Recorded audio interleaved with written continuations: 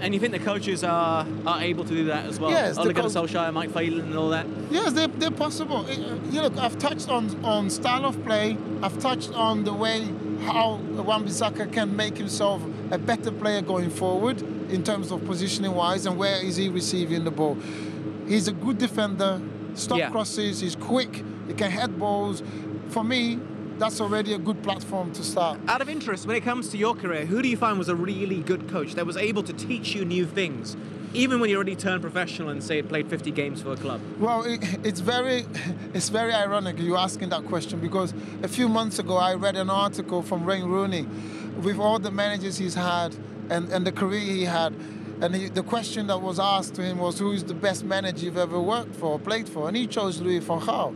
Now, to answer your question, for me, the best coach that has taught me so much, even though it was a short space of time that I worked with him in the national team, was definitely Louis Van Gaal. Amazing manager who can teach you and actually improve young players.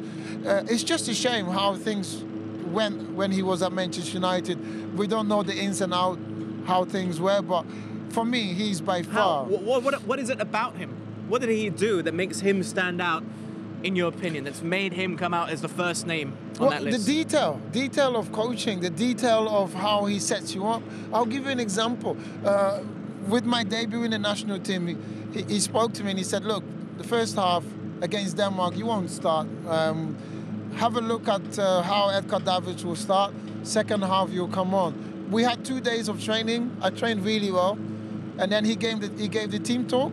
And he put me as a starter. Starting? Yeah, without saying anything, and Edgar Davids on the bench. And the only message he gave me was just 3. So just keep it simple, right? When you get it, give it to Philippe Cocu and play your game that you usually are. You are ready. It made me feel like a lion. And honestly, I've learned so much from him in the time that I was there.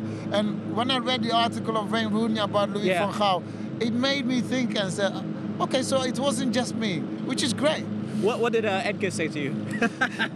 Obviously, he wasn't happy not to start, but, you know, that's football. So it's Tiger versus Pitbull? Yeah, but we got on very well. Edgar Davids and I were fantastic colleagues together.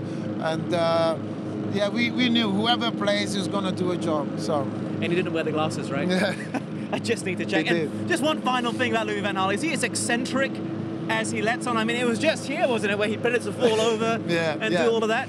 Is he that crazy? Yeah, very eccentric, very warm person as well. Is he? Yeah, very warm. He's a great man also. He comes across as someone who is like a headmaster, right?